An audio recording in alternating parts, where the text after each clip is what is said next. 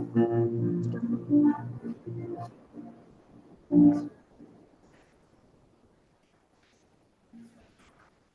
afternoon, brothers and sisters, friends and visitors. We welcome you to the funeral service for William Ruffner, Bill.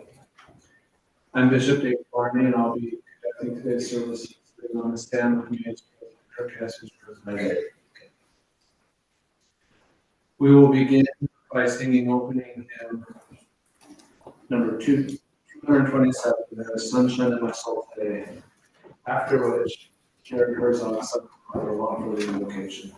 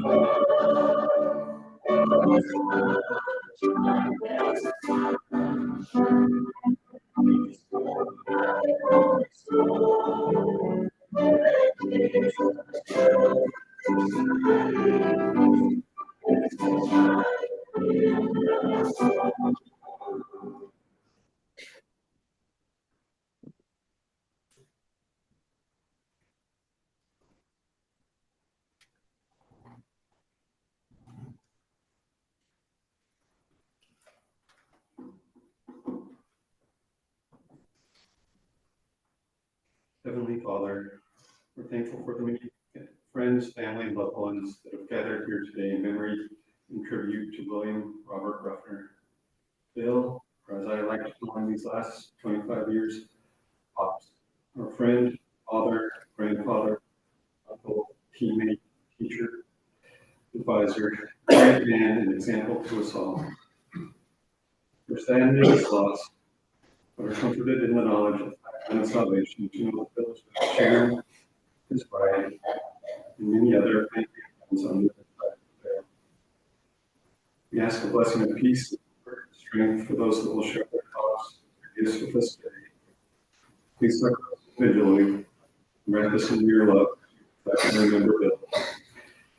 We thank you for our Savior, grateful for his example, for the hope we have through him, his atonement, and his resurrection. We say these things in the name of our Savior and Redeemer, Jesus Christ.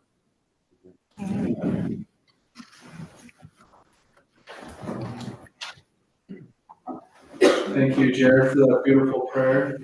I'd also like to thank Sister Katie Blackledge for leading the music and Sister Laura Vargas for the prelude and accompaniment music. It's great to see so many people here.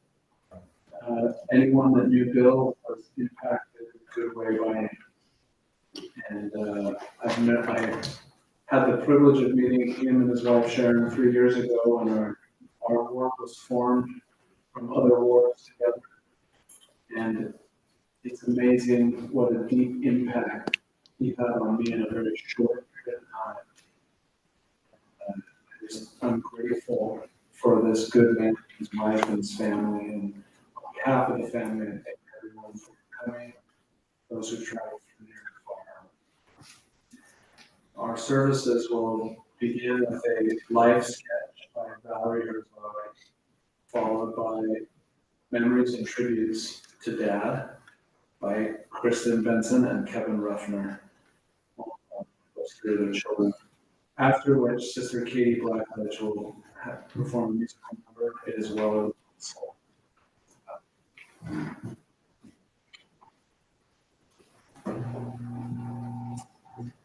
William Robert Ruffner was born March 17th, 1944, St. Patrick's Day, in Long Beach, California. He passed away on January 18th, 2025. Bill was the son of Willis Ruffner and Helen Donald Ruffner. He married Sharon Young on July 28th, 1967, in Los Angeles, California. They have 3 children, Valerie, Kristen, 10 grandchildren, Spencer, Seattle, Emily, Macy, Justin, Riley, Bo, Paige, and Finn, and 1 great granddaughter, Stevie. Dad graduated from Warren High School in Downey, California, and Brigham Young University in Provo, Utah. He grew up with a younger brother, Paul, and younger sister, Jan. While his father was away serving during World War II, Bill and his mom, along with his Aunt Ruby and cousin Donald, lived with his grandparents, Nana and Gramps. Dad shared with us many happy memories of growing up with Nana and Gramps. Dad played basketball in high school and went on to play at BYU. He and Mom attended the same high school and knew of each other, but didn't start taking until Mom got to BYU a year after Dad. After they were married and graduated from BYU, they moved back to family. A few years later, they moved to Wake Forest, where they made many good friends for many years. Dad taught history and later became a guidance counselor at Elton High School. He was also an advisor for the Key Club. Dad made sure we got good classes and teachers while we were in high school, and he even got to read recitals of my names at graduation. Later on, he started his own counseling business, helping many students prepare for and apply for college. He'd have these students send him a hat from their university. Dad ended up with quite a collection of hats, including ones from Dad also had held many callings in the church. He loved people and he loved the Lord. He loved to read and highlight his favorite quotes. He enjoyed sending emails out to his family with useful information, scripture passages, or quotes from our prophet. I remember him going for long walks, and he would take index cards with him full of quotes or other information that he wanted to memorize. Dad enjoyed working in his yard. You could often find him out there weeding, pruning, and walking. He and Mom loved to sit out there together. Dad loved his family. We were fortunate to take many trips to San Francisco and when we were kids. We also got to take a trip up the west coast to Vancouver, British Columbia for the 1986 World's Fair. And we took a trip to Mount Rushmore High School. The grandkids always loved coming to visit Pops and Grammy. They loved swimming, diving for coins, playing ping pong, and croquet in the backyard. There were many trips to the beach, walks up and down the shore, collecting shells and seaweed. A few of the older grandkids were blessed to go on trips to Washington, D.C. with Pops and Grammy. Dad would have taken the grandkids to BYU to show them his old stomping grounds. There they would have many adventures, like playing basketball at the field house, where Pops used to play. We're also thankful for our unforgettable family, Ryan, and Barbara. When Dad was in high school, he was recruited to play basketball at several universities. He was not a member of the church and didn't know anything about BYU when he flew to Provo to visit the campus. While he was there, he felt peace and had a strong feeling that this was where he needed to be. While playing basketball at BYU, he made many good and lifelong friends, and also joined the Church of Jesus Christ. Dad said in a letter he wrote to us, "Attending BYU changed the course of my life, your lives, and your children's lives." He loved to tell us this story and was always so grateful for in all of our lives. Whenever we got a note or a birthday card, Dad would always write his testimony or a scripture or a special quote for us. Dad wrote in a letter to our family, "When Seattle was little, she would always ask, 'How them do that?' I have pondered this question for many years, and I finally have an answer. This is my answer. Grammy and I truly believe we owe all that we have, all that we are, to the gospel of Jesus Christ. That's how we do what we do." In another family letter, Dad wrote, "You are our treasures. We love you too, all. Thank you for the life you lived, for all you've taught us, and the wisdom you leave with us. We know you are back home with the Lord, and with your bride and eternal companion, and with your family and friends. We know we will see you again. How thankful we are for the blessing of for our Savior, who makes all this possible. We miss you and we love you so much."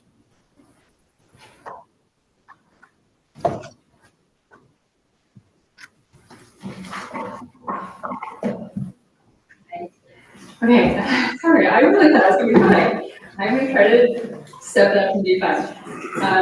Thank you for coming. I feel like this is deja vu. I mean, we really just did this 5 minutes ago. This is like not like it sounds my sweet dad. So forgive us. So we can hold together. I'm really so happy for him. Celebration for him because he's so happy to be with us. And to be in heaven. Okay, I'm so sorry. Okay. So I'm pretty sure that my dad has been talking about his funeral for like 15 years now. It was like his mid-60s, and he's like writing down like what he wanted us to do for the funeral. We're just always like, "Dad, okay, that's so far away."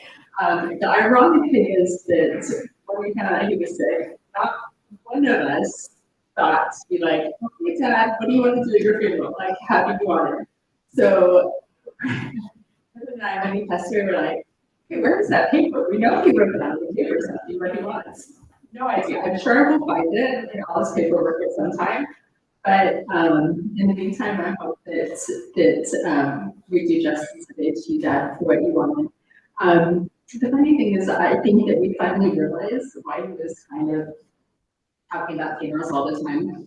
About 5 nights ago, I was in Las Vegas for a few days at home, and my brother called. He's like, "Chris and I found this huge basket in Dad's closet, and it was full of probably the last 20 years of funeral programs and letters that he had written to every single person after he had made copies for them."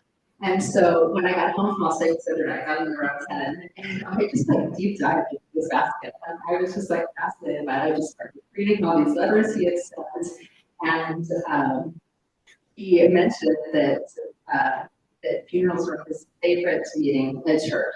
They're always so inspirational and uplifting, and I think that explains why he had been planning his funeral for so many years. So anyway, in this group of letters, I found this one cute story that I wanted to read. So, and this was a eulogy of one of his friends. I think it was one of his friends' eulogies, if you went to school with. elementary school, Warren High School. Yeah, so, I read of a man who stood to speak at the funeral of his friend. He referred to the dates of the tombstone from the beginning to the end.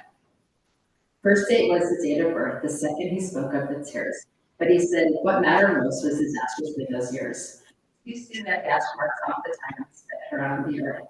Then only those who love us know what that dash is worth. For it matters not how much we owe. The car is the house, the cash. What matters most is how we live and love and how we spend our dash. So think about this long and hard. And are there things that you would change?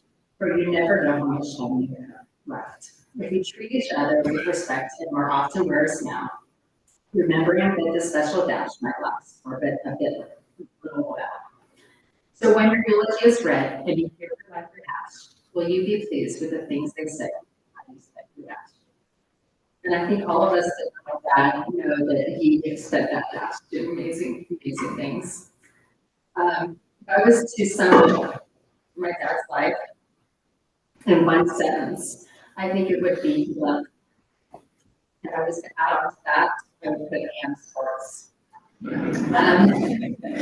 Even towards the end, when he was, kind of losing his memory and everything, he could still recite all the statistics to the sports. I know my nephew Spencer would call and they'd talk sports and recite things, and his buddies would call and he could talk to them about it. And then he would spend his other part of the day sitting at the kitchen island with his Bible, Book of Mormon, and just writing notes. I mean, he probably had this down from the last year of his life, just hour after hour. Those were his hobbies. And so I just think that says a lot, even towards the end, that's what he was doing. There's two things that I admire most about my dad. And the first is the decisions he made to change him. So he did not have a great relationship with his father. His father was an alcoholic, and he says he liked to use the belt on him, and I know that he wasn't kind to his mom. And so he didn't really talk about his dad at all. But what he did do was he didn't decide to use that as a crutch. He decided that he was going to change. And he was going to do the exact opposite. He never tasted alcohol, he never smoked cigarettes, he did not grow up in the US. And then he went and he started touring all these different colleges that were trying to recruit him. And he always said there was just a special feeling. He didn't know about the Mormon religion, but he just said there was a special religion feeling of you. And so he made all these changes in his life, and he decided he was going to be the best, most involved dad he could be. And that's what he did. And the great thing about it is he never complained about his childhood or things he learned or anything like this. He really never talked about until recent years, and he would tell us little stories and we're like, we didn't know that, we never knew that, And I just think that that's so honorable that he just took what was given him and he made the best of it. He made changes to make the best of it. So speaking of my childhood, we really did have an ideal childhood. I think I talked about my mom's funeral, but there was just all kinds of trips, and I remember family hook evenings at Laguna Beach with Kentucky Fried Chicken. We had so many traditions. But I remember most is positivity. My mom and dad always radiated positivity. And as a child, you don't really understand that, and you take it for granted. But as you grow older, you realize how hard to pick up with this. And really, I don't think that everything, like, we're so happy we're here. They really just were the most wonderful parents. We were so lucky to have them. I don't really ever really remember being lectured or I remember laughter and love, but their actions not that they trusted us to make our decisions. But I remember the most was knowing that we were the most important people in their life. They did a really good job of that, showing up to everything and making us feel so important. So I'm not trying to say that my dad and I didn't have our differences, because trust me, we could get into it. He was stubborn and wanted things his way, and he was very traditional. Men had their roles, women had their roles. And I, in turn, was a sassy girl, and so my mind didn't like to be told what to do. So you can imagine that it wasn't always a good feeling. But my dad was big on teaching correct principles and then let them have their creative And I always loved this about my parents. I remember being in high school and they just did, what are you doing tonight? Like, go on to a party. It wasn't like, okay, who's gonna be there? Are the parents gonna be there? Like, it was just, there was not really a question. They just trusted us. They trusted us to do what was right. And because they trusted us, I told them everything. I didn't feel any super well. I wanted to make them happy and I wanted to please them. And so I did never do anything that I wasn't supposed to do. The second thing, oh, there's two memories from my young childhood that stand out the most for me. And both of them were when I was younger. And the first one was, I remember, and I didn't realize this at the time, but obviously now that I know about it growing up, it makes some sense. I remember being about 5 or 6. And I did something wrong. I don't know what I did, but it was one of those situations where my mom was like, just wait till your dad gets home. And so my dad came home and I was gonna get a spanking. I remember him taking me into the room and he just had tears in his eyes. And he's just like, I just want you to know that this is hard for me, this is for you. And you know, you gotta make right choices, but I just want you to know I love you. And I remember he was making I needed because I needed to learn it, and he just was crying after. And that made such a huge impression on me. Like such a huge impression. Instead of it being like, mad that, oh my gosh, I can't believe my parents like punished me. It was like, oh my gosh, they love me and I need to do better. I need to be a better person. The second one was that we were on a family trip. We were in Colorado and again, I was probably 12 or 13. And I remember the moment I had argued, which we didn't really have, usually we were usually really close, but I remember it's really nice. My mom would let me do something. I don't remember what it was, but I went to my dad. And you know, I played that mom-dad thing. I said, Dad, mom won't let me do this. Like, and I was just sure he was going to take my side out. And I remember him saying, Kristen, I love you kids more than anything. Your mom is my sweetheart, and I will always take her side. And that makes such an impression on me because I just knew, like, you know, from then on, like, that's how it's supposed to be in marriage. Like, kids are important, but your sweetheart is the number one. Second thing that I admire most about my dad was his love for others and his service to others. He was a true missionary. I remember being a little girl and walking down the street with him, and he would just always smile at people and say hello, and everyone that passed. And I think, why does he always do that? Like, you know, I was just like a shy little girl. But always introduced himself, and got to know them, and we would go to the movies or wherever we went. Of course, he was tall and he had like gray hair, like 30. Everyone recognized him, and we'd come up and talk to him and stuff, but it was just so funny. One time we were in San Diego, he wasn't with us, but I remember it was my mom and my sisters with me and my aunt. And we were like driving somewhere and the radio was on, we were all talking and we had missed that there was this ambulance. So we didn't pull over to the side of the road. So we got pulled over by the policeman and he's like, registration, license, please. Sorry, we didn't hear it. And he looked at her license and he said, we related to Bill Ruffner? And she said, my husband, he's like, oh, he's such a good man. He was my teacher, and he's like, have a good day. Just go on your way. And like my sister said, he was a great communicator. I'm sure many of you were on the end of the receiving end a few years ago. All the emails he sent out. He was probably the most computer tech illiterate person I had met, but he could get on and get on his emails. In fact, funny story, just recently, I've been there for the last 2 years, and I would, he would always say, Kristen, we gotta go to the store, I need this, and I'd be like, Dad, no, remember, I'm just gonna order it online. He's like, oh, and every time he was surprised, oh, you're gonna call it in? And I'm like, no, remember, I'm just gonna order it on Amazon, and they'll deliver it. Okay, so one time he said that, and I'm like, no, remember that, I just ordered online. He's like, oh, that store online you ordered from. And I'm like, yeah, remember, what's the name of the store, Dad, that I ordered from online? He thought about it for a few minutes, he's like, the internet? He just could not get the whole of the internet thing out, but he did love his emails. we have great, so we have, and I'm not joking when I say this, we have 50 notebooks in his garage of his life stories. And it's so sweet, he kept saying, I wish someday someone would want to write a book about me. And okay, so he's like, maybe I'll take that on, but I wanted to tell him that he doesn't need to write a book because he's touched so many people's lives. That it's in our heart, that book is in our hearts, and that's the most important thing.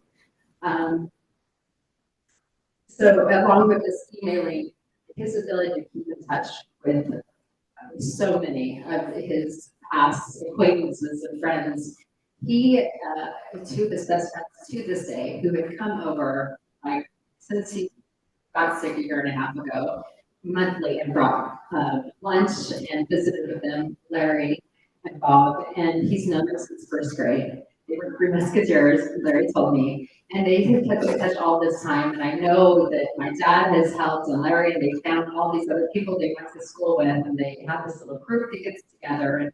And he also has his college basketball buddies, and I've been texting back and forth and talking on the phone, one of them, Steve, which is his Arch, and he told me all about, the different guys, and he has another one that's here today, and he said that he was instrumental in getting them together and doing and always keeping in touch, and I just think that's so neat. I mean, honestly, all three of my siblings are like, oh, we need to be more like that. Like, we're not really very good at that. He was always talking on the phone to friends. We'd be in public places. So I remember we'd go to Stud every year and we'd be out by the pool and he was always on speaker and he talked really loud. And my dad, if everyone could hear you, or we would go to the spectrum, and he would sit down in the last year and relax, and I would do laps around the spectrum. And he just loved hanging out, and I'd come back and people would be sitting around, he'd be on speaker talking to his buddies, and like that. You gotta figure, listen up through your ear. But he loved talking to his friends. And the last few months since my mom passed away, pretty much, he lost that ability to want to talk on the phone. He's getting retired, sleeping more, and I think that's when we knew that he was getting closer, because that was such a huge integral part of his life.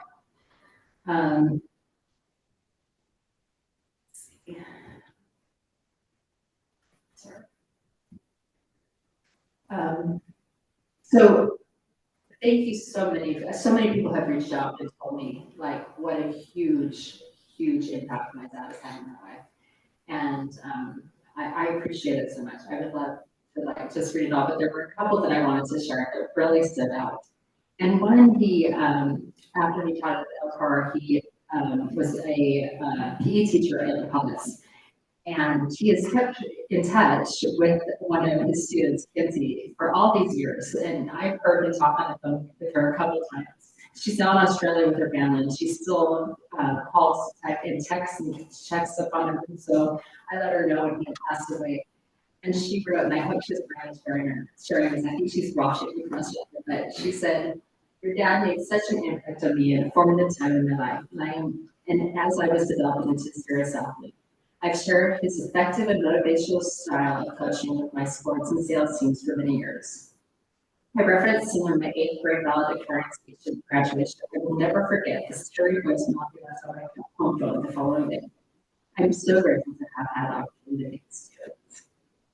And then another one, just today, I've been texting, many of you know Chris Bottle that we grew up with.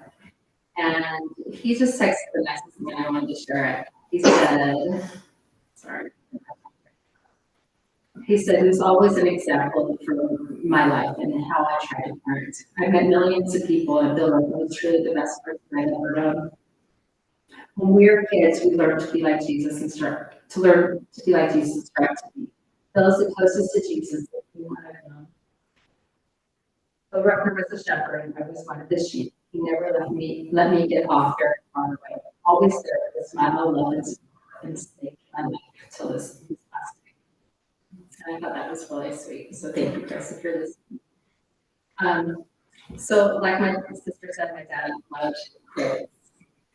Always quotes, love them. And So if you wonder if I was deep diving into the funeral things, I found some quotes that he would send to people, so I wanted to share three of the kind of the most recurring ones that he used. One was, say goodbye for now, but not forever. Another one was, moreover, we can't fully appreciate joyful reunions later without terrible separations now. The only way to take sorrow out of them is to take love out of them. And that was by President Russell Nelson. And then this last one was by C.S. Lewis. Human history is a long, terrible story of men and women trying to find something other than God, which will make them happy.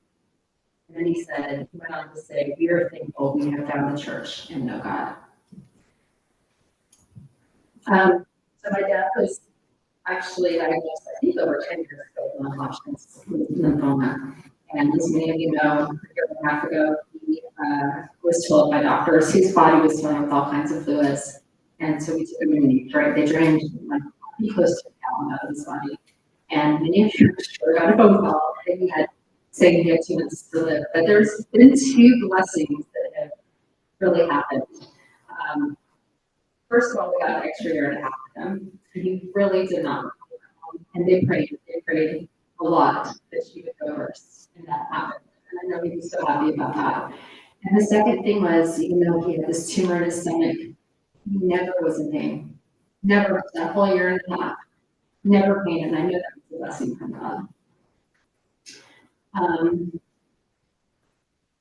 So you probably don't know that he was ready to go, ready to graduate and move to the next phase of his life.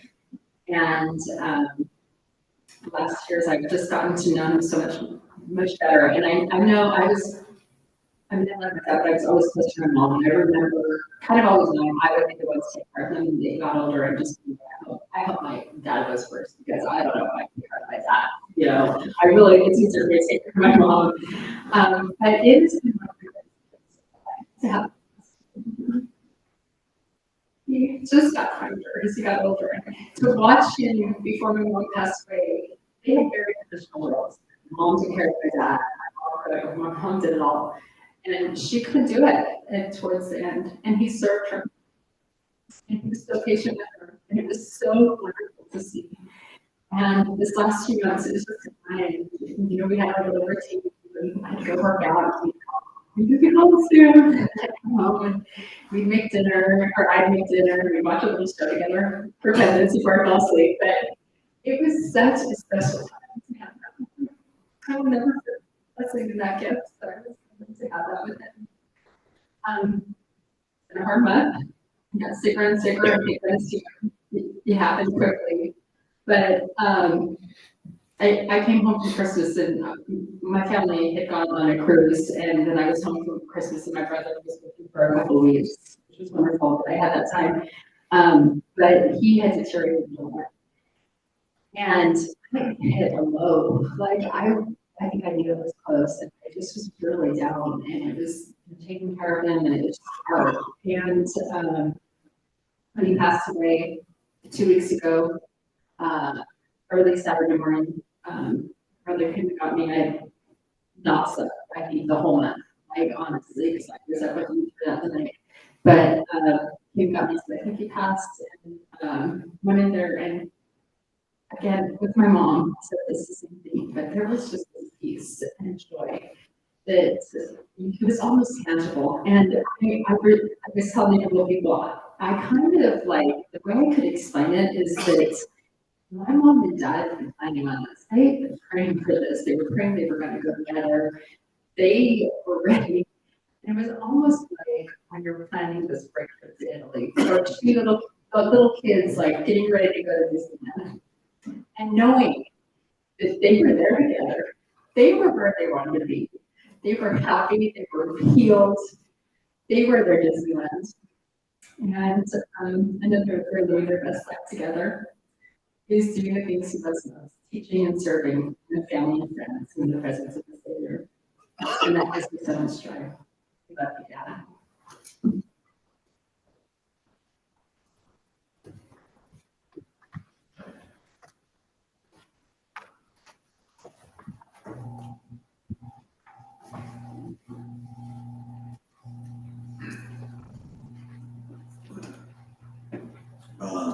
good afternoon. Thanks for everyone for coming. I didn't know that funerals were my dad's favorite meeting, so it kind of puts the pressure on her. I was going through some stuff this morning, and I don't know why this was in my room, but it's received from calendars. And my dad was put on hospice. I can't tell you how many times we made. I mean, they should have given us a hospital discount. Yeah, so many pies. This is a receipt for fresh strawberry and lemon. Anyway, it's not that. So my sister's kind of touched on a lot, but I just wanted to divide this talk into basically 3 parts to just help me organize my thoughts. Part 1 is my dad touching base, remembering dates, and mentorship. So when my dad was given 2 months to live, I'm sure a lot of you received, Kristen touched on this, received a voicemail or a phone call, and it went something like this. I haven't actually, thanks, bro. My friend saved this message, a voicemail my dad left him back probably about a year ago. And so it read, my cancer specialist told me my cancer is returned. I have around 2 months to live. I'm not bitter. I'm not hateful. I'm honored. Chris might have said that phrase multiple times. That I can go see my Savior Jesus Christ and be reunited with my brother. Shout out to my Uncle Paul, who passed away a year before my dad was sent messages. Anyway, my call is to thank you basically and tell you I love you. So my dad was calling everybody. He was calling my friends to thank for being friends with him. So he was going through the whole catalog. That's who he was. He was touching base. He liked to keep in contact with people and know what's going on in their lives, and vice versa. I found these in my room. This is just a small stack of letters that my dad would send me. He'd send them to my work, probably because he knew that I never looked at my mail at home. And these are unopened letters that I haven't even opened yet. Kristen talked about basically how he has notebooks of his life, and it was special to go through those over the last 2 weeks. But this to me is kind of like my dad's still talking to me from the other side as the months go on. I can still open these and see his quotes and his words of wisdom to me. He remembered dates, he taught history, and it was very common. My dad would celebrate half birthdays, like he would call me on my half birthday. Yeah, happy half birthday. He'd be like, hey Kevin, you know what day this is? And, oh, we bought our house 4 years ago today. Or do you know what happened 10 years ago today? No, we don't. You baptized your grandfather. Oh, okay, cool. They're always be checking with dates. And mentorship. It was important. My dad talked about his mentors throughout his life. And he obviously was able to mentor a lot of students and people through the church. But one of the people that was really important in my dad's life was Grant Teeters. He was an advisor to the Key Club when I was in high school. He was my dad's assistant basketball coach. He helped my dad get his first job at El Toro High School. And my middle name is Grant. I'm named after him, and my son Finn has Grant's name too. And so that was very important. My dad mentors in his life, and he carried that on toward other people in his life. So part 2, I had talked about sports and golf. Like Kristen said, my dad loves sports. I grew up playing sports with my dad, watching sports with my dad, sporting events. I'll give you an example of each one. So my dad was my basketball coach, and I shot on one basket and scored 2 points for the other team. Now, you guys are probably thinking that's really cute. He's maybe 7 years old. I was like 12 or 13. It was embarrassing. He's probably thinking I play basketball in college. This is my offspring. But he was always cool with it. My dad was always great. I'm sure some players had fouled him. Maybe he did a free throw for us. But that was my dad. He was there. He was my coach. Going to sporting events, I still have the tickets to mid-'80s Lakers Celtics, which if you're a sporting fan, that's like the equivalent of seeing Jimi Hendrix play guitar in the 60s. That's like back in the day at the Forum, it was different. even if you didn't have like a close seat, you could go stand right behind courtside and watch all these guys warm up. So it was like Larry Bird, Magic, Kareem, Kevin McHale. So it's just a great memory for me. And also just watching sports, like there's a book in it I always think about. I'm not like a massive baseball fan, but when there's big baseball on, I watch it. In 1988, when Kirk Gibson hit the walk-off homer in the game one of the World Series, he was injured. That was kind of like a book, and I was 11 years old. This, Chris and I and Valerie through the last year and a half, and able to spend time with my dad, and over, I guess it was like October, right? Game one of this World Series, Freddie Freeman hit the first walk-off grand slam in a home run to the inning to beat the Yankees. And I remember being there with my dad. We were just at home watching it and eating dinner. And the cool part about it is afterwards, Freddie Freeman gave a big shout out to his dad, who was instrumental in his life. He said, "My swing is because of my dad. I approach the games because of my dad. I am who I am because of my dad." And I was watching that in my dad's living room, and I was able to just, in my own words, think of that night. And I really am who I am because of my dad. Mine is, I didn't get that, but that was a really cool experience.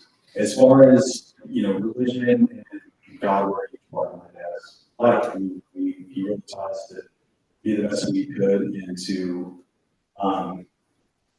do the best to emulate Jesus Christ in our lives.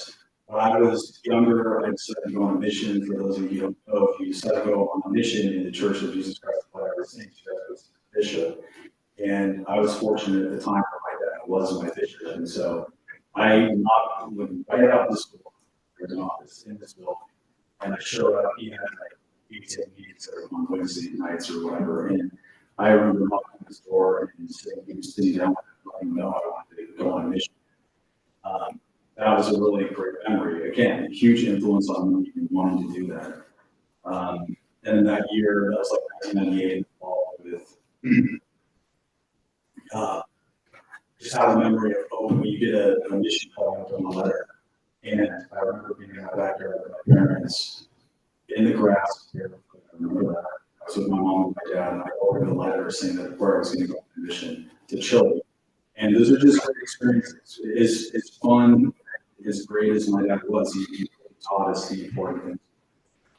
I just want the third part is just like a few stories. Some of the best stories I got from my dad are really the last couple months that I was able to be with. This story stands out, and I think this will stand out in my mind. It was just such a story of such honesty and humor. My dad did one thing we did not have in common is I love animals and pets, and my dad did not. He enjoyed pets growing up. We had cats. He even got me a dog. Shout out to Bishop Dixon. He got a Springer Spaniel for us at a church auction. And my dad, no joke, if you know anything about a Springer Spaniels, they're honey dogs, extremely fast, jump. But my dad takes the brilliant idea to take our dog over to El Toro High School and would lock him in the baseball fields, and he would just like teach him how to jump the fences. So I think we only had to talk for like 4 or 5 months because he just kept hopping our fence.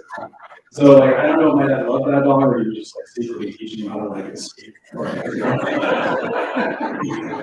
anyway, so this story is like I'm sitting with him 2 days before Christmas Eve, and like Kristen said, my dad being a very social person, he was starting to get embarrassed hearing he couldn't handle work for people. He was asking me multiple times, "Hey, what are we doing for Christmas?"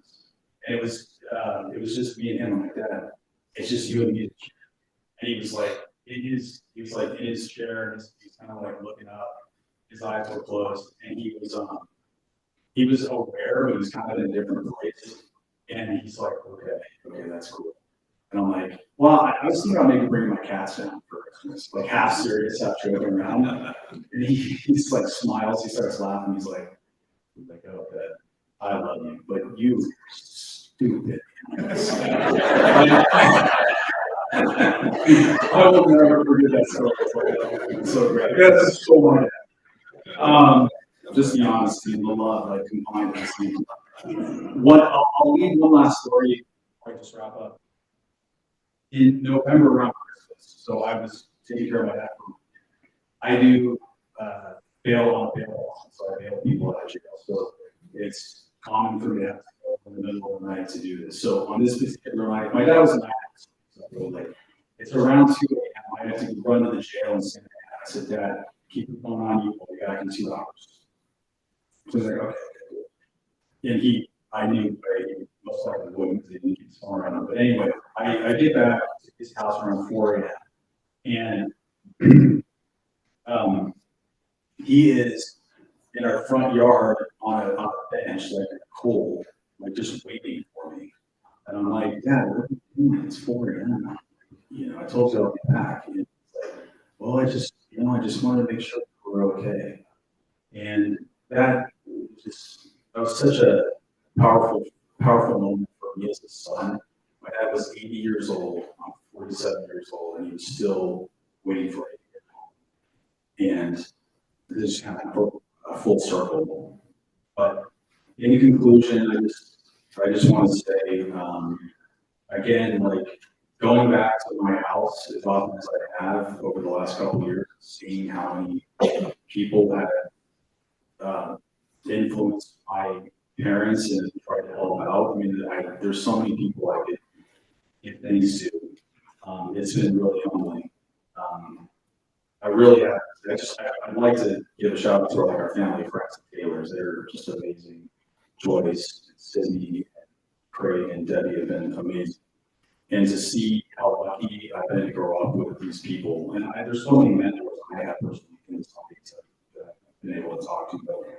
But anyway, I just feel very humbled and grateful to have not only my dad, but my mom too. I feel like I'm kind of boring my mom again because we're so close together, but super lucky to have my parents, and I love them both. And just want to thank everybody for thank you.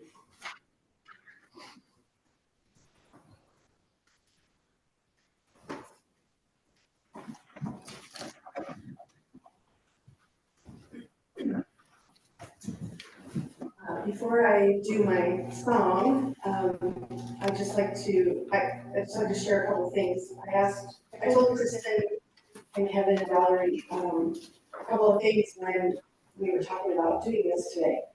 And Kristen said, "Oh, you should share that story." I said, "Okay, I just told a couple. That's fine." So I'm privileged. I'm not Bill and Sharon's child, but he did have an effect on me, and I feel like he was sort of like a dad to me in a way. So Bill Ruffner, a giant man with a giant smile. That's what I remember the first time I met him. I was probably around 10. In childhood, he trusted me.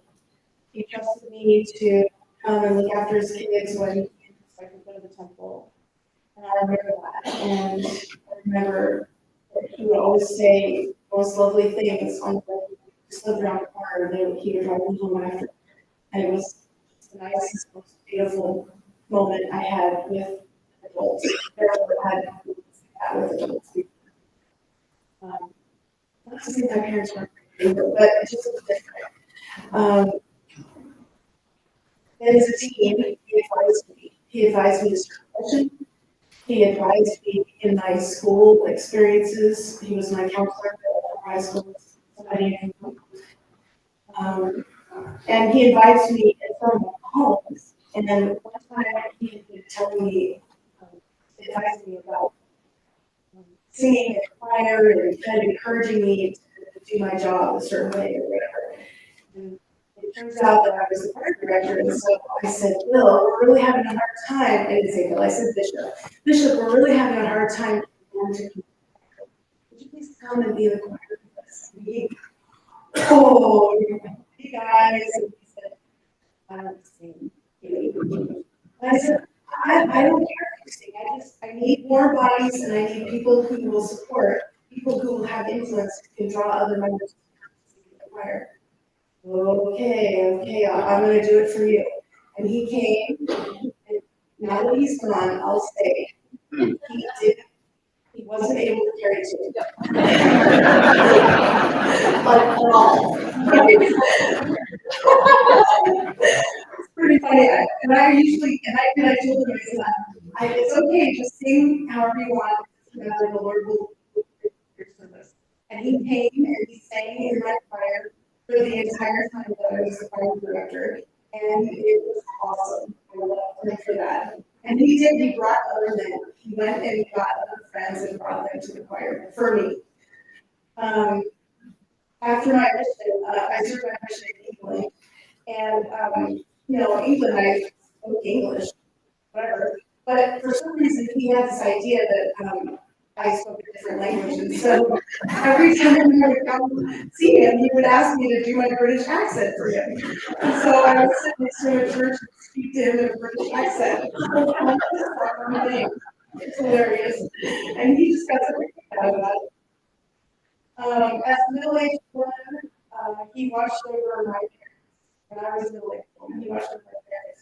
Took care of my mom. He made through Duncan, he and Duncan had took care of my dad.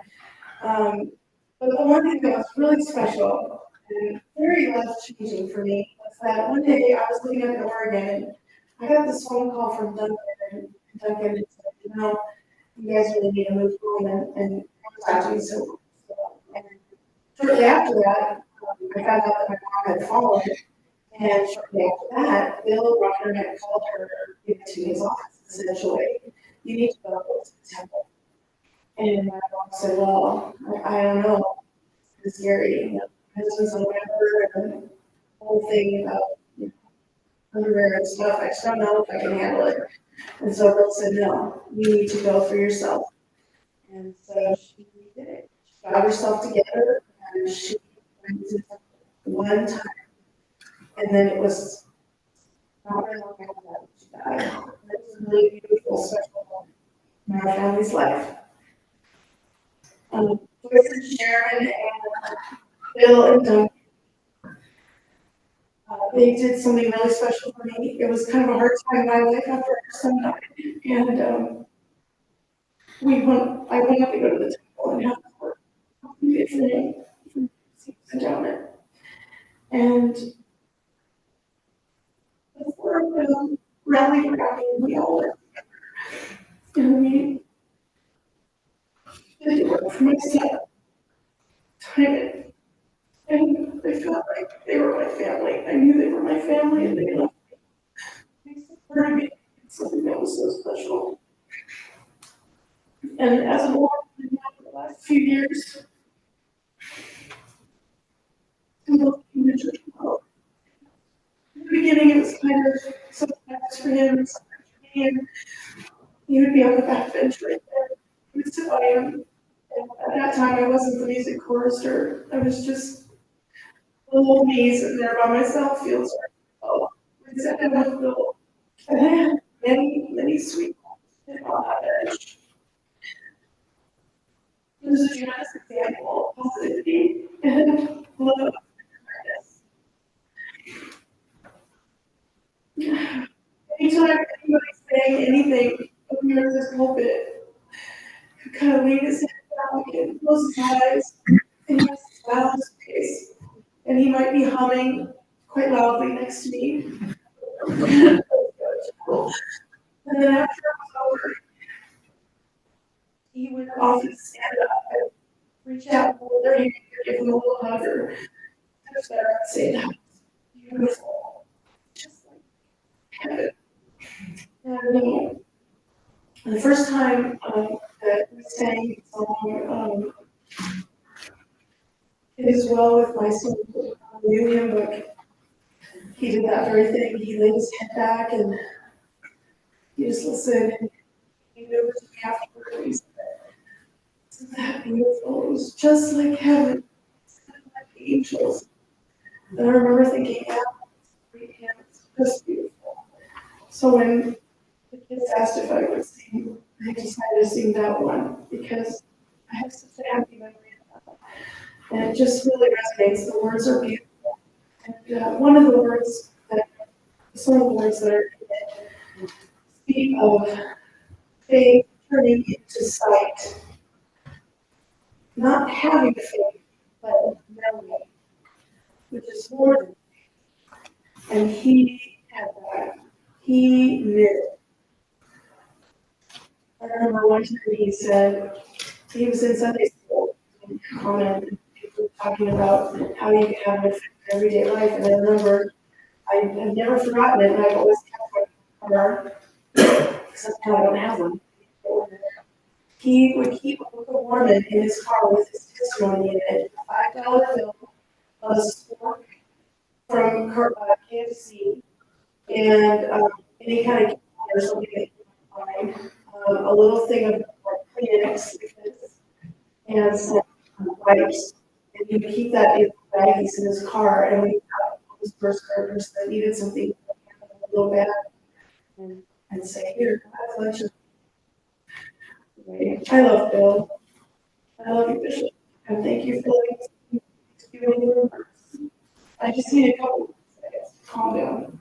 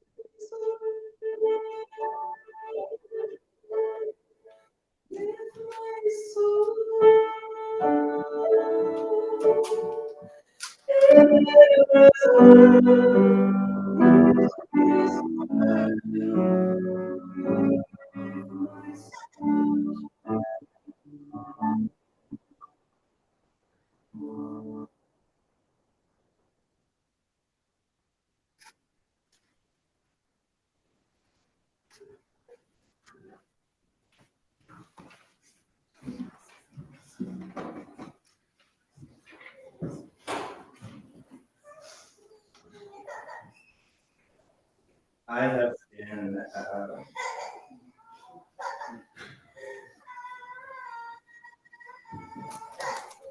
coming to the Bill and Sharon Ruffner.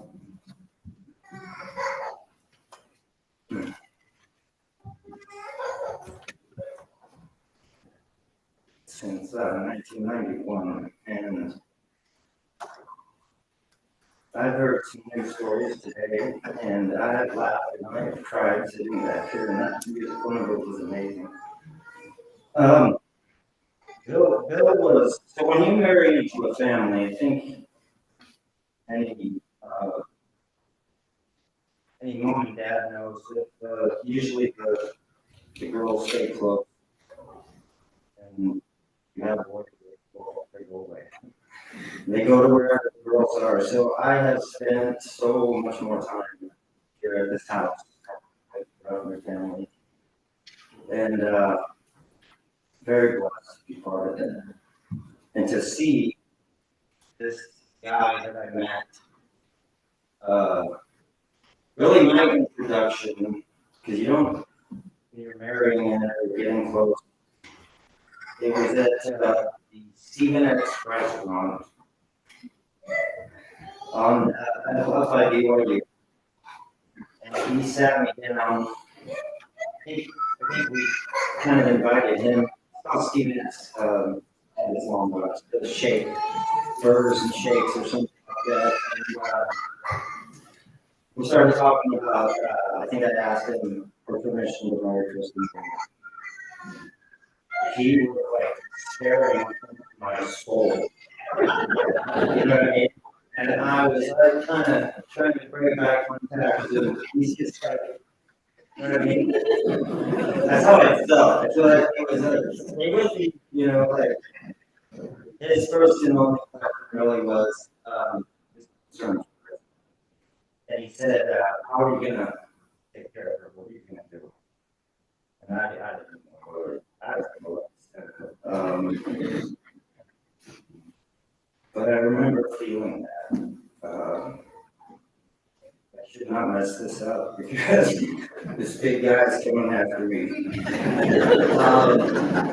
I'll be brief. He was like in his prime, right? So kind of prime, right? I mean, he was my exact age when I met him when I was 23.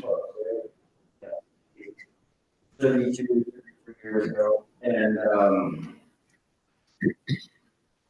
so when our first home, we saved up some money, we put in a sport court, we put in an adjustable back. I loved basketball.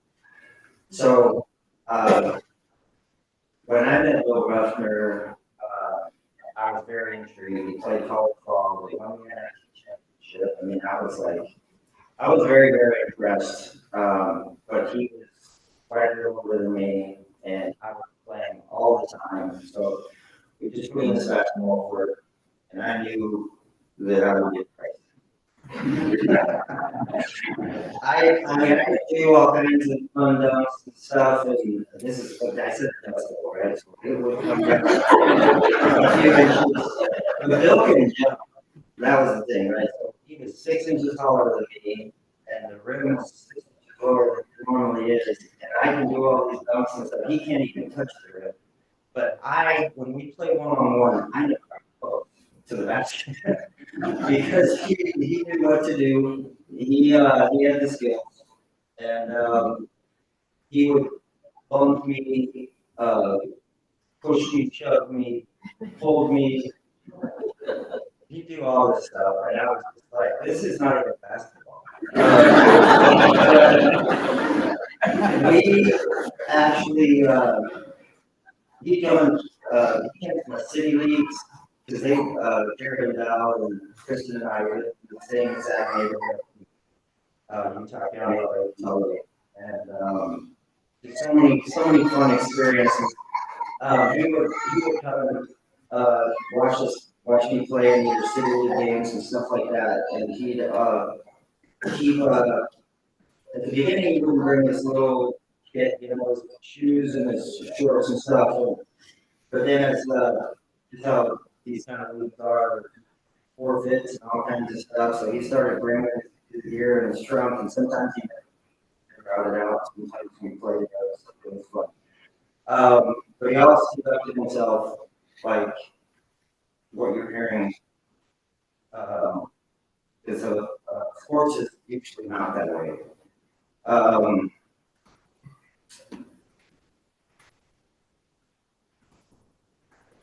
the final thing I want to say is,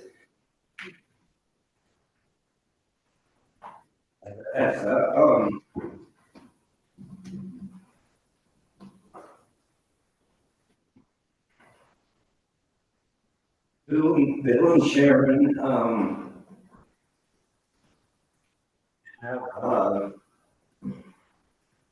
have impacted so many people. They've impacted me. Um, the goodness that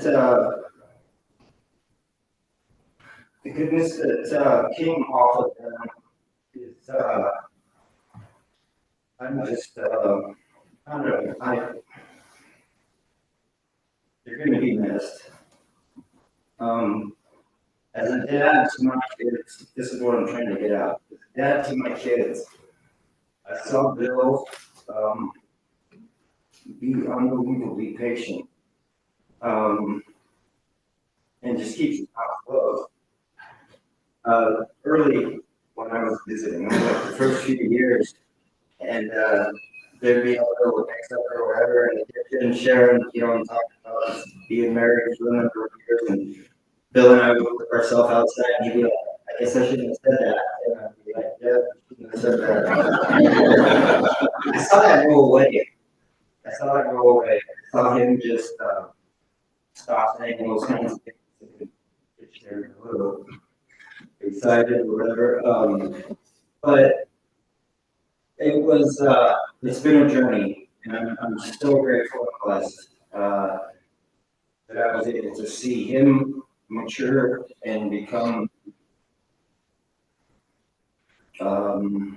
more impressive. He was impressive when I met him, but I never heard him complain. I never shared him complain.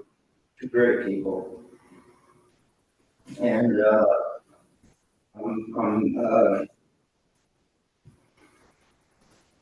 I'm very thankful that Bill wanted to be you, that he got baptized, that his brother actually showed him that there were good people up there and they should give it a shot. I'm thankful that that happened. I'm thankful that he met Sharon, or that he knew Sharon before then, and they reconnected at school, that they were sealed. I'm thankful for the gospel. I'm thankful for the priesthood that binds us. And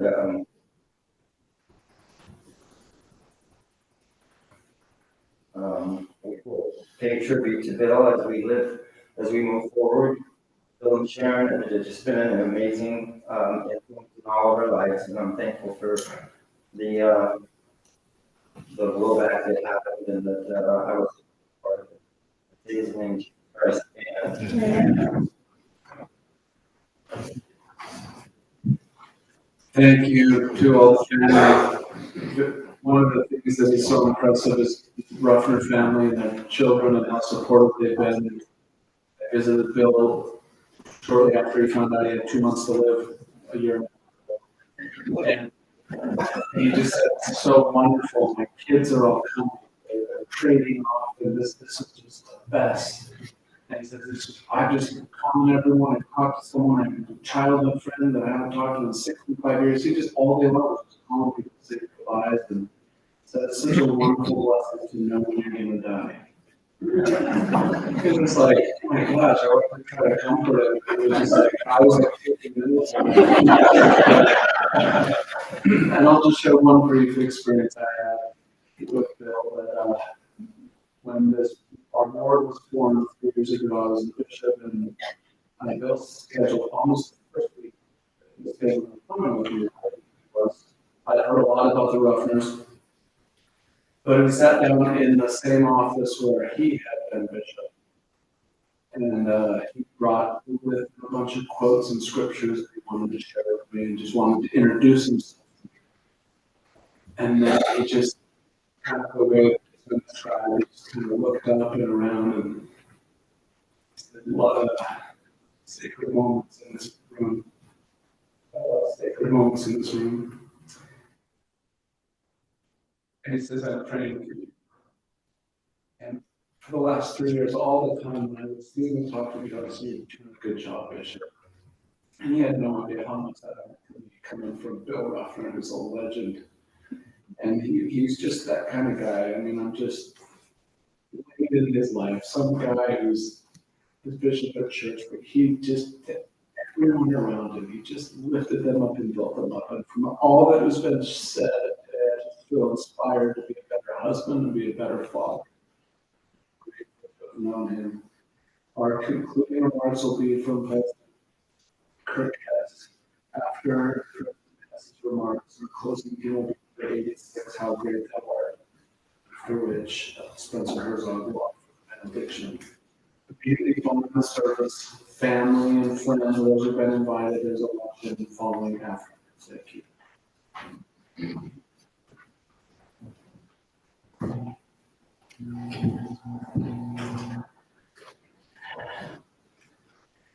No, this isn't Groundhog Day.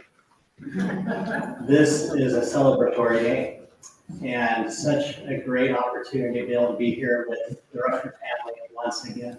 It was just, 5 months ago that I was sitting on the stand and Bill was sitting right there front and center. And as Kristen described, I believe it was, talked about how actually it was Blackledge was talking about he liked his eyes and like that's what we did a lot of the time throughout the service. Why? Because there was just this immense smile of how much he loved his children. He was so proud of you and all that you are and what you are.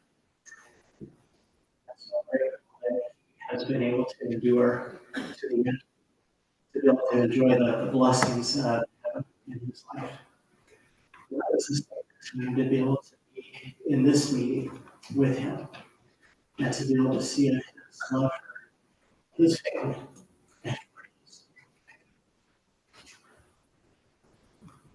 Our family, the Hess family, were also benefactors of Bill.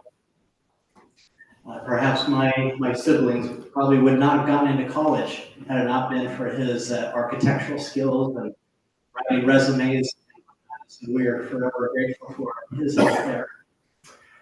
But as I shared with you, Sharon's, part of the uniqueness and the pureness of Sharon Ruffner is found in this quiet, simple act of kindness. Some of which has been alluded today, but I just feel like I have to reiterate it once again. 46 years ago, my father passed away. And one of my the things that my father loved to do is on their anniversary, he would bring my mother roses. When my father passed away, guess who kept that tradition going? For 46 years, Bill and Sharon Ruffner brought roses, most likely from their own backyard, to my mother. Who does that? Who does that? For 46 years, remembering and blessing others around them, to lift them, to help them, to inspire them on life's journey. For me, one of the things that I'm going to truly miss, and I'm not supposed to use to start filling the gap, but you're welcome to. Not only Bill sitting in that chair in the back, reference. But the plethora, and perhaps you have been the recipients of it as well, the plethora of emails, quotes, messages, that avoid encouragements, all along the way. Oh, goodness. Remember that primary song? Give said little string? Remember how that goes? I know it doesn't completely fit Bill for how tall he was, but remember the chorus, I'm small, I know, but wherever I go, the grass grows greener still. I testify and witness that that is what Bill Ruffner was and is. He was a grass grower. Everywhere he went, the grass grew greener still because of who he was and how he desired to live his life in a Christ-like manner. Was he perfect? Oh boy, he could be. I love his desire to learn the scriptures. His quotes, the banter back and forth that sometimes we have in those passages. You just have to look at the scriptures and not just the markings that are in the scriptures, but the inserts and the sticky notes and the pages and the index cards that are following out there. You can kind of get a sense that this man knows. Yes, he loved. He treasured his word. He loved. He embodied that. He strived to live that way in word and in deed. In quiet perfectionism, and you'll be so powerful. Well, brothers and sisters, I don't know if it's for you, but for me, my mind has been on reunions. Think of all the fantastic reunions that have taken place in the world today. Think of in 1989, the Berlin Wall. It finally falls. And what happens? Friends and family that have been separated for decades are finally able to now come together. It symbolizes the end of the Cold War and freedom and unity. Think of the return of the POWs from World War II. The many soldiers and prisoners that were in World War II that were kept beyond any lines for many years. Think of the reunion that took place as those soldiers were able to find to love arms and hands. Think of the rescue in 2010 in Chile when 39 miners were trapped for 69 days underground. And as the world watched in awe, as they were able to one by one come out of that dark tomb into the loving arms of the family. While certainly all of these reunions are significant in world history, they pale. They pale in comparison to the reunion that has taken place with Bill and Sharon. How would you like to be so in love and know you're not married forever? It's a marvelous thing to be a member of the Church of Jesus Christ of Latter-day Saints.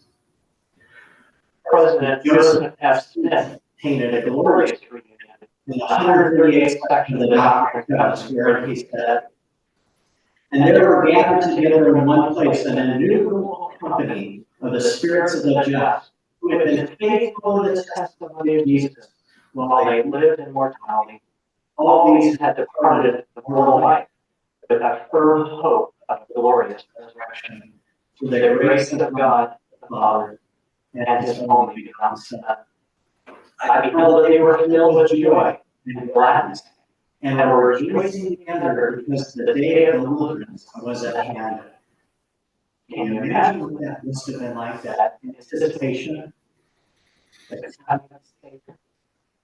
continues, They were assembled waiting for the advent of the Son of God into the spirit world to declare their redemption from the bands of death. All this vast multitude waited and converged, rejoicing in the hour of their deliverance, chains of death, the Son of God, declaring liberty to the captives who had been faithful. An incredible event indeed. Yet this is still insufficient, as the salvation of family is a family matter, even for the human family in the patriarchal order. If you want to see a reunion of all reunions, watch what happens when a wife and a husband enter into the patriarchal order, or even the new and everlasting covenant of marriage, and are loyal and true and faithful to their covenants with each other, and then pass from this life. These, and only these, world reunions that we often see in mortality are just a type and a shadow of what is to follow in the eternities. I love what Lord Maxwell has stated in regards to these reunions, that they are not single-fold, they are multifold. On the other side of the veil, there are perhaps 70 billion people. They need the same gospel, and releases occur here to aid the Lord's work there. Though we miss the departed righteous so much here, hundreds may feel their touch there. One day, those hundreds will be bereaved, for gracefully foregoing the extended association with choice individuals here, in order that they could help hundreds there. In God's ecology, talent and love are never wasted. I bear witness that is true. I am so grateful for Bill and Sharon, for their life, their legacy of living the gospel of Jesus Christ, improving upon each day, of grace and enduring in their covenants even to the end. I had a few opportunities to visit with Bishop Ruffner before he passed. I only felt it appropriate I couldn't go without some type of quote to combat his quotes. And so I came armed and I shared with him a quote from President Nelson. And we had several minutes afterwards talking about this. And pondering what this means and how does it apply. And this was part of the early days. When we all had a phone call, right? But President Nelson shared this journal entry from his great-grandfather, J.C. Nelson. And it's through this entry President Nelson learned a little bit about this miracle. And this took place with his grandfather, who received this experience 20 years before President Joseph F. Smith's 1918 vision of the redemption of the dead, giving important answers to what life is like in the after. He records, when my grandfather, J.C. Nelson, was a young husband and father, just 27 years old, his father died. Then, about 3 months later, his father, now deceased, came to visit him.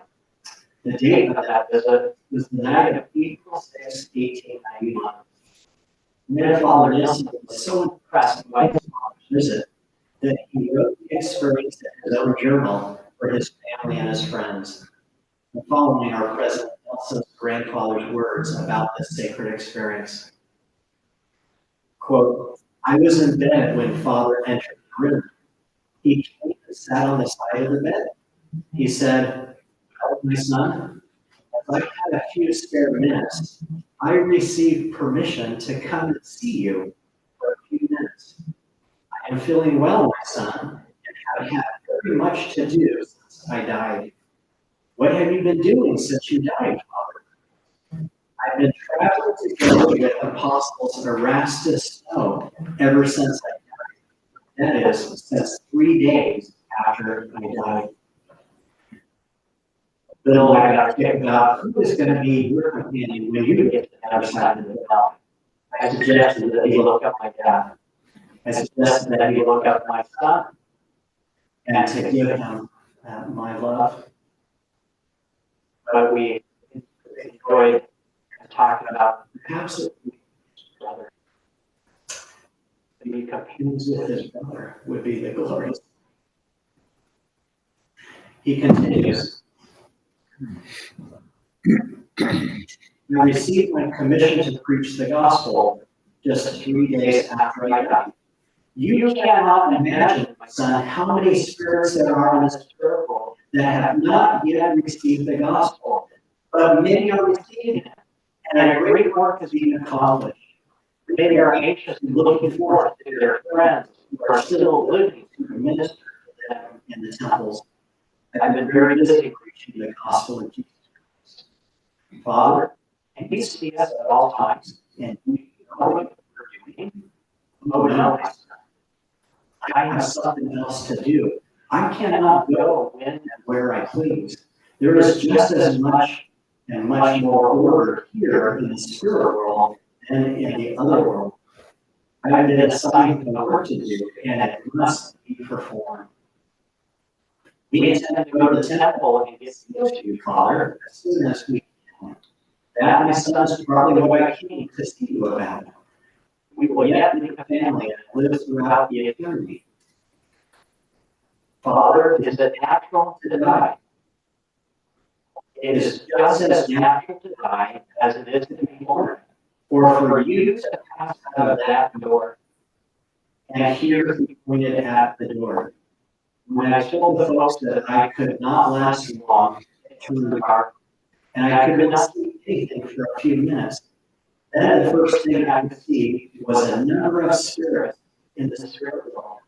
The paper you gave me, my son, is dated wrong, but it makes no particular difference. Correct records are kept here. Father, is the gospel as taught by this church true? My son, do you see that picture? He was pointing to a picture of the first presidency of the church hanging on the wall. Yes, I see it, Father. Just as sure as you see that picture, just as sure is the gospel true. The gospel of Jesus Christ has within it the power of saving every man and woman that will obey it. And in no other way can they ever obtain salvation of God. My son, always cling to the gospel. Be humble, be prayerful, be submissive to the priesthood, be true, be faithful to the covenants you have made with God. Never do anything that would displease God. Oh, what a blessing is this gospel. My son, be a good boy. With that exchange, we depart. And brothers and sisters, I share that with you because it was one of the quotes that both Bill and I wrote as we thought of what it will be like for him and for all of us to one day have that sacred call. As a convert to the church, he did have the opportunity for mission. But I bear my witness with all that I know that he is not now. And he is having a traveling right hand. He is so prepared and so gifted. And I know that the work that he is doing is awesome. And now, for you as family, your great call is to be consistent with him. As Mother Bruce from my company thought, who will Bill Ruffner go the gospel to? Oh, certainly he'll want to teach the gospel to anyone.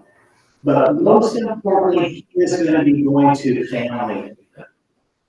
And how important it is for us who are living to be able to stay and keep pace with those that are doing the work on the other side. What a great blessing it is to know that the gospel of Jesus Christ is the family matter. We are all engaged in this work on both sides of the veil. I bear testimony and witness that Jesus Christ is the keeper of the gate. He is the Holy One of Israel. I testify that he lives, that his resurrection did happen, that he has blessed us not only with the gift, the miracle of forgiveness, but he has also blessed us to be able to live again. And in due time, we will not only see him as spirits, but we will also see him in his perfection. I bear my testimony witness that God has a beautiful plan for all of us. It is infinite. It is eternal. It is expansive for all of mankind. And what a great glorious blessing it is for each of us to know within ourselves, even as Bill knew, that it is true. I love the witness of Paul where he says that our testimonies aren't written with ink, but they are truly in the fleshy tables of our hearts. I bear witness that both Bill and Sharon have, that it was within their being because of the and how they conducted their life. I believe in my testimony witness that they live, that they love each of you, that they are so proud of you. What a great blessing is that we have examples in our lives that we can see how to live a godly life. And that's same faith. And that's smiling of Jesus Christ. Amen.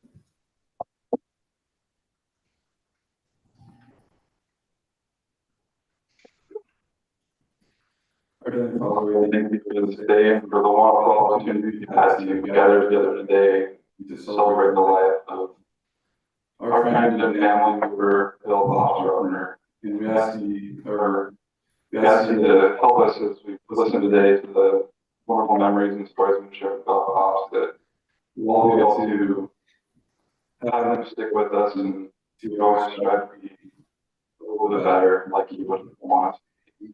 In His name, Christ.